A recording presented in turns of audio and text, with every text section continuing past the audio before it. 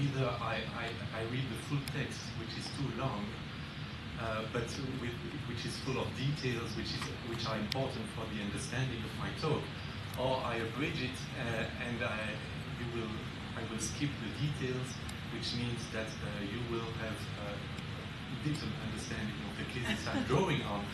But nevertheless, I opt for the second option because I really think we are running short of time. This presentation draws on a broad project aiming to deepen our understanding of the phenomenon of Islam's legal positivization through the comparative examination of an issue addressed in classical fiqh, partly legislated in modern statutes and codes, sensitive to the progress of scientific evidentiary methods, and largely at the discretion of judges. This is the case of paternal affiliation. We, my co-authors and I, contend that the best place to observe the extent to which the Islamic normativity transformed at the contact of contemporary state law resides in the domain where the legacy of the former seems strongest. We also contend that the best way to assess the scope of this transformation consists of comparatively addressing the question. For the sake of this and coherence of this presentation, we selected the same countries we compared in a former paper: Indonesia, Egypt, and Morocco. In this presentation, I shall briefly allude to what we call the trajectories of recent cases in each of these countries. This will allow me to make some comments on the legal dynamics characterizing the use of Islamic norms in the legal systems of contemporary Muslim-majority countries.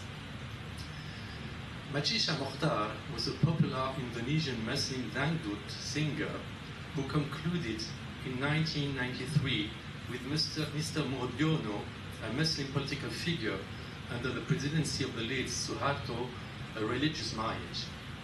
He was already married and, as a minister, forbidden to become polygamous, but the marriage contract was Islamically correct. 3 years later, Macicha gave birth to a boy named Iqbal. However, in 1998, when the government of Suharto collapsed, Mordiono orally divorced Macicha at her request. In 2008, she decided to take legal action, requesting him to recognize Iqbal. In Egypt, and I speak under the control of Ron Shaham, who contributed the first detailed study on the case I address, the interior designer Hind al-Hinawi raised in 2005 a lawsuit against the actor Ahmed Fishawi to establish the paternal filiation of her 4-month-old daughter, who she alleged was born from their customary marriage. According to al-Hinawi's version of the events, Fishawi had first oscillated between accepting the pregnancy and refusing it until its third month, when he agreed that it should continue. Subsequently, he took the customary marital contract from her to get the signature of another witness on it. After visiting a local preacher, however, Fishawi reportedly changed his mind and he never gave her back the contract. He started again to demand abortion, and by that time the pregnancy was in its 4th month. When al-Hinawi insisted on keeping the baby, Fishawi abandoned her, denying the marriage and refusing to acknowledge his paternity. In Morocco, in June 2016, a mother filed a petition with the Family Affairs section of the Tangier Court of First Instance. She related that she conceived the child out of wedlock with the defendant. She claimed recognition of paternity, compensation for the damage she had suffered, and alimony for her daughter. She attached to her application a genetic expertise proving the biological link between the child and the father. This expertise had been conducted in the context of an initial complaint for rape, which the investigating judge had recharacterized as a sexual relationship out of wedlock. For his part, the father claimed that the paternity test could not constitute admissible evidence to establish parentage. According to him, Moroccan law only recognizes paternity if it is part of a legitimate relationship, namely marriage. 3 different countries, 3 different cases, 3 different figures, 3 different judicial systems, 3 different patterns of use of the fiqh repertoire. In Indonesia, there was conflict between fiqh-based jurisdictions, at the top of which the Supreme Court, according to which illegitimate children have relationship only with their mother and mother's relatives, and the Constitutional Court, according to which a child born out of wedlock has also civil relations with its father and father's relatives.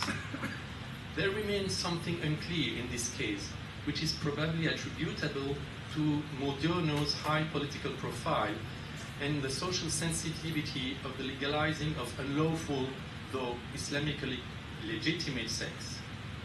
Eventually, it seems that the Constitutional Court's position prevailed as today, children born out of registered marriage can have their paternal filiation relationship recognized through DNA with all its consequences in terms of maintenance, inheritance through obligatory bequest, and civil administration.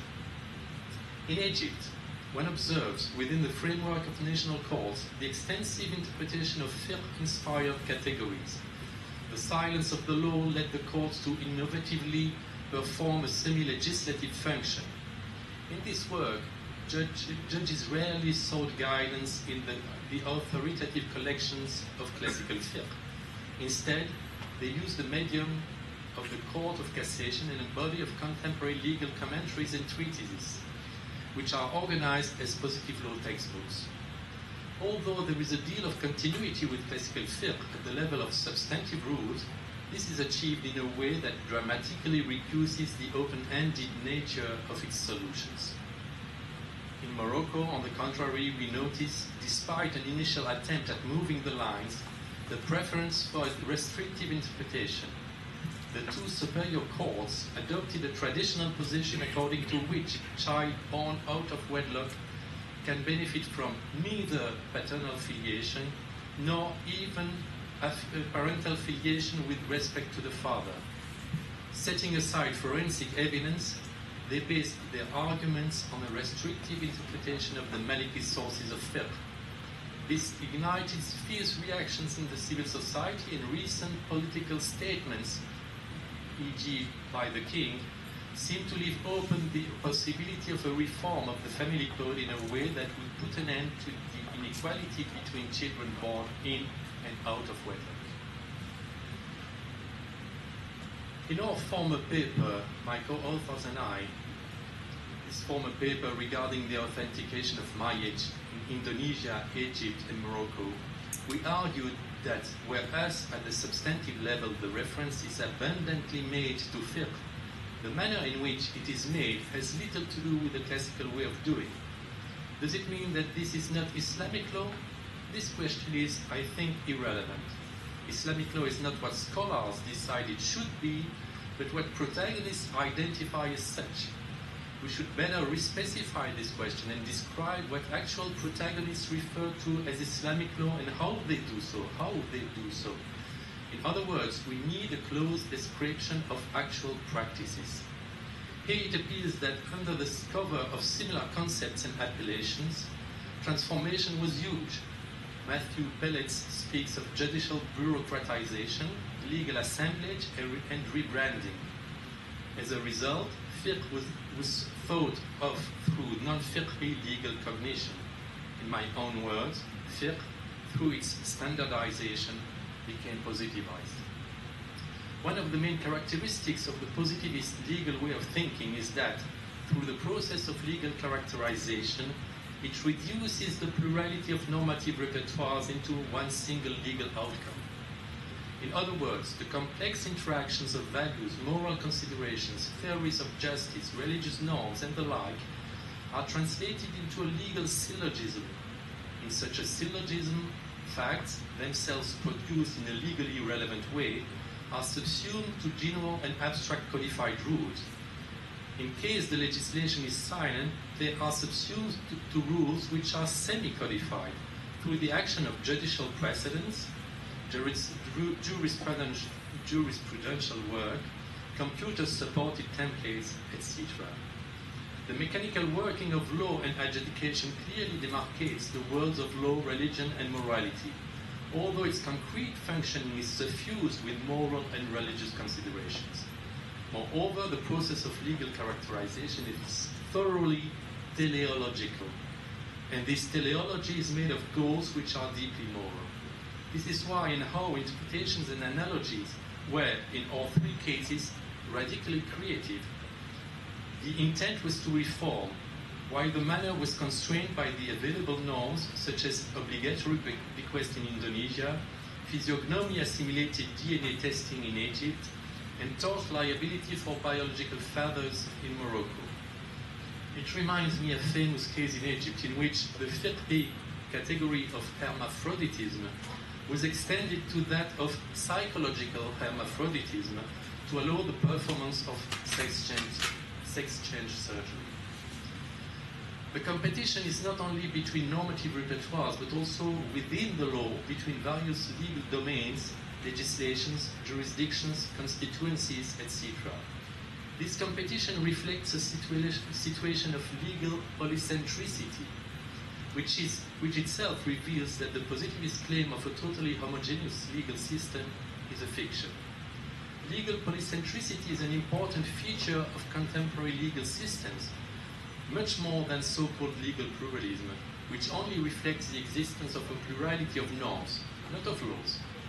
Legal polycentricity is characteristic of all three cases. In Indonesia, it can be observed in the contradictions between the Constitutional Court and the Supreme Court. In Egypt, in the diverging assessment of evidence by the Court of First Instance and the Court of Appeal.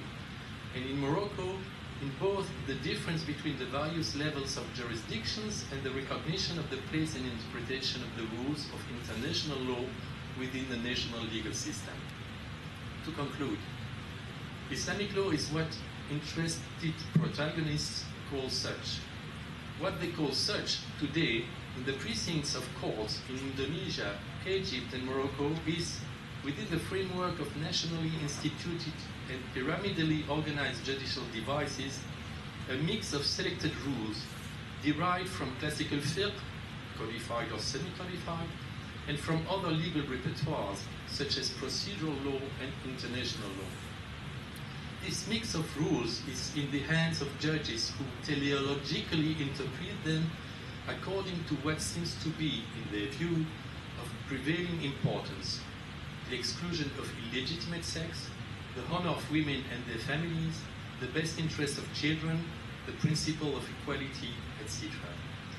Although inspired by fiqh's substantive provisions, they essentially proceed in ways that are constrained by the many features, material and epistemological, characterizing today's practice of law.